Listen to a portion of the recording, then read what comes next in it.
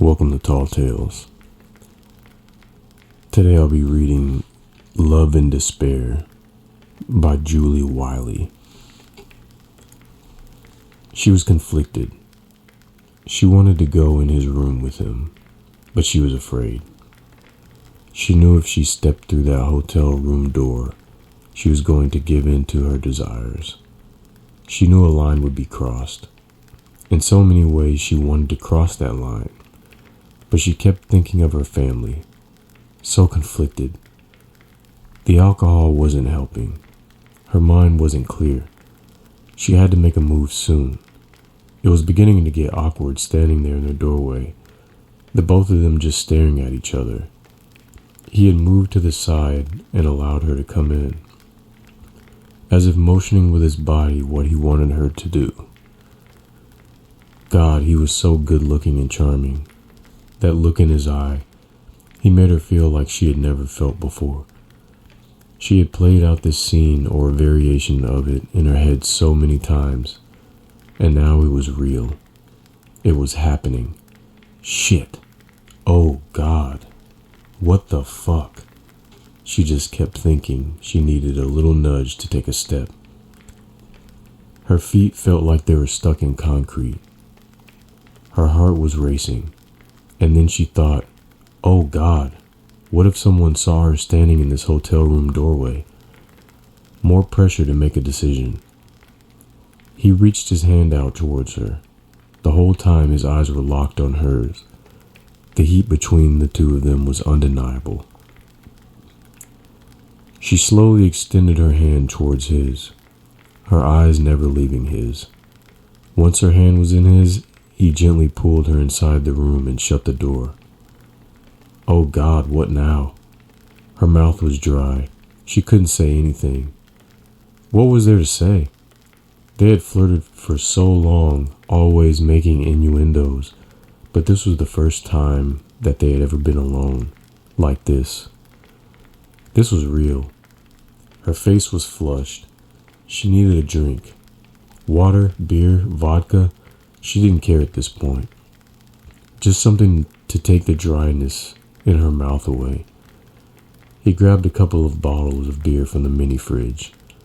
She took a huge swig of hers, and she went to set the bottle back on the desk.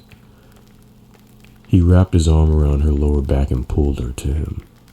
Their eyes were once again locked in an intense gaze. Her heart was beating so fast in anticipation of what was coming next. He leaned down towards her and their lips touched for the first time. It was a gentle kiss. She could feel her body loosening up. She was giving in to him and to her own desires. He kissed her again, and this time it was full of passion from him and from her. All those years of flirting and pent-up desire were set free, and now she wanted him. She felt the warmth all through her body. They couldn't get enough of each other fast enough. It was so quiet in the room with the exception of their breathing. She could feel his heart racing too. He pulled back from their embrace and took her hand in his, leading her to the bed.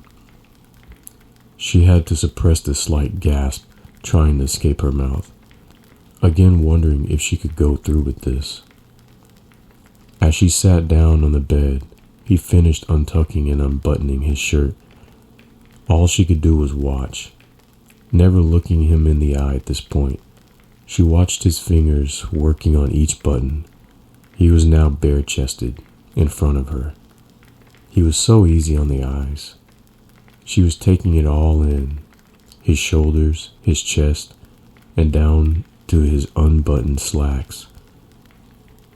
She wanted to run her fingers over his chest and shoulders, but once again she was paralyzed. She couldn't move. She woke the next morning to the sound of a text on her phone. It took her a minute to process the events of the night before. She felt a little bit hungover. More than that, she felt off. What the hell happened last night? Did it really happen, or was she just confused? She reached for her phone to see who had texted her. It was Amelia asking about how her night was.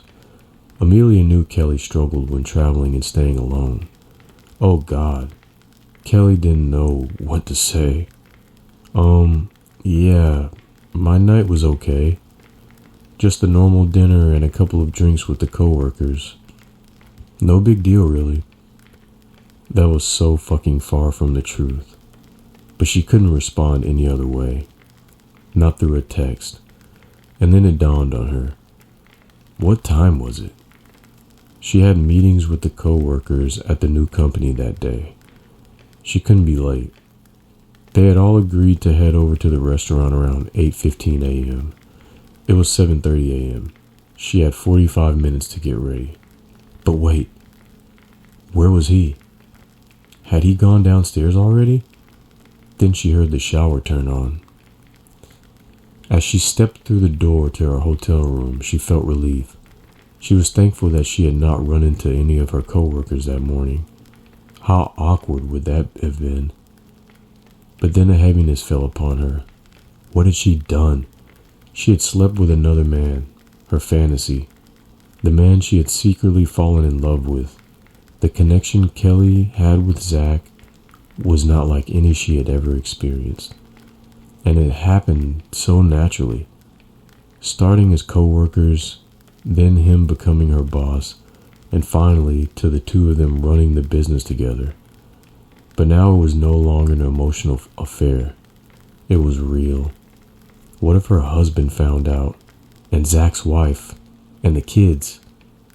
She had betrayed her family. Ugh, the guilt. How was she going to live with herself? Her former therapist always said it would be a bad idea for her to have an affair because of how hard she was on herself. Fortunately, she had to focus on getting ready at that moment.